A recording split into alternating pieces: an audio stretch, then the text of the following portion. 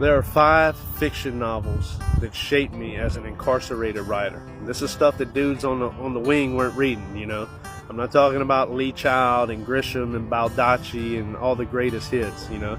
Even Sheldon, who I've mentioned before, and the great Stephen King. I kind of got away from that once I started writing books. And started getting into guys like David Mitchell. I don't know if anybody out there's ever read Cloud Atlas, but really every book by David Mitchell. He's not for civilians, probably, but he is level 47 dungeon master when it comes to literary fiction. Bad motherfucker. Anthony Doerr, terrific, you know. I thought All the Light We Cannot See was the greatest book ever, and then I read Cloud Cuckoo Land, which was even better than that. So he's another badass.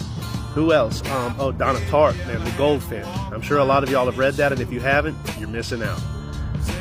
What else do I got here? I'm just going off the top of my head and kind of freestyling, but The Brief and Wondrous Life of Oscar Wilde by Junot Diaz. Oscar Wilde, W-A-O.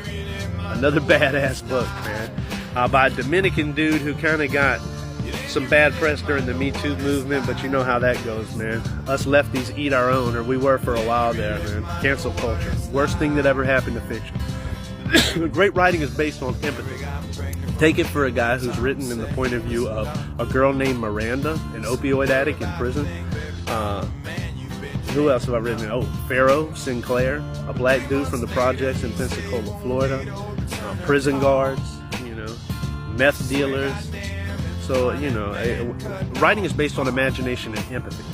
Don't get into that whole, you can only write about your limited experience. Don't straitjacket yourself like that. As a creative person, you have empathy, you have imagination. Be careful, be mindful, you know, paint it with an artistic hand. But tell the truth. That's a writer's job, right? We got to tell the truth no matter what. Our truth, as we see it. So, I got one more book, right? I said 5. For my 5th book, and again, I'm totally freestyling here. On my 5th book, it's not fiction, and I should probably start an entirely different category for memoirs, but it's Eat, Pray, Love by Elizabeth Gilbert.